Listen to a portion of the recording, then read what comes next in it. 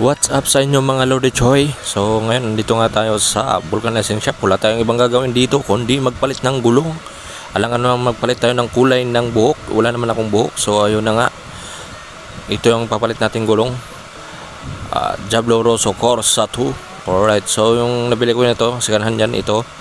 Isa, yan, brand new yan. 100 by 80. Alright. So napakasulit yan mga Lodi Choy. So ito na nga yung gulong na papalitan natin.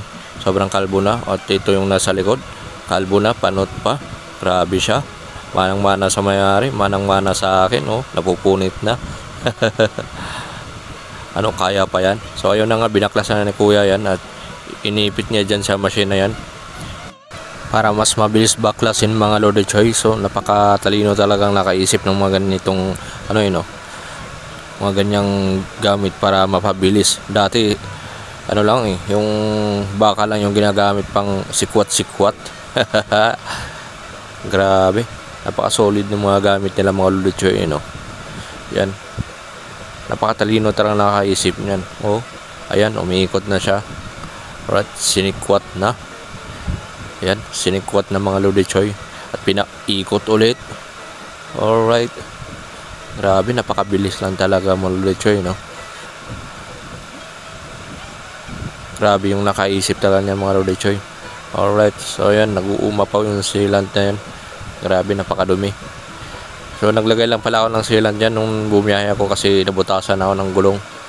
Ayan, hinugasan na ni kuya yung gulong natin. So ayan, isasalpak na natin yung bagong gulong natin. So nilagyan muna ni kuya ng pampakapit o pampadulas ba yan. Hindi ko alam kung ano yan mga Lodi Choy. So ayan, oh. Alright, napaka solid man. Alright, so nakuha ko pala yung gulong kay Boss Ed. Shoutout sa iyo Boss Ed at saka kay Boss JR. Binili natin yung gulong mga Lodi Choy. Wala tayong sponsor. Walang may gusto mag-sponsor sa atin. Hindi naman tayo sikat. So yun na nga, sinalpak na ni kuya, pinaikot-ikot na naman ulit yung bagong gulong natin mga Lodi Choy. So right, o yan, napakabilis lang talaga magkabit pala ng gulong na ganyan, no? Pag may mga kagamitan ka. Grabe, sinisikwat-sikwat mo na ni kuya yan. At dinadahan-dahan, hinilot-hilot. Grabe, napakabilis. Basic lang kaya kuya. So yun na nga, hinanginan na ni kuya yan gulong natin, hinanginan, tapos pinapaputok mga Lodi Choy. Tapos ayun na, finish na. Bilis lang mga Lodi Choy. So yung kinabit na ni kuya mga Lodi Choy, baka ikabit pa ng iba. Napakabilis lang talaga.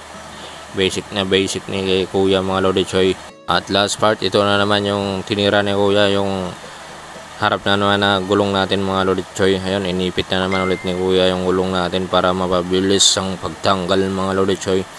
At ayan, inulit lang din ng pag gano ni kuya, inipit din, pinaikot-ikot. Alright, ganun lang ulit ang gagawin mga Lodi Choy. Tapos ayan, sinikwat din ulit. Basic na basic kay kuya mga Lodi Choy. Tanggal na at kinabit ulit yung gulong natin mga Lodi Choy. So yung sa harap ko ng gulong is second hand ko lang binili yan mga Lodi Choy. Pero makapal pa yan. Aabot pa yan sa akin ng mga 1.5 taon mga Lodi Choy. At ito na nga yung resulta mga Lodi Choy. Alright, nakabit na ang harap na gulong natin mga Lodi Choy. At ito naman yung sa likod. Alright, solid man. Ready to bankingan, to back ng mga Lodi Choy. Ride safe always.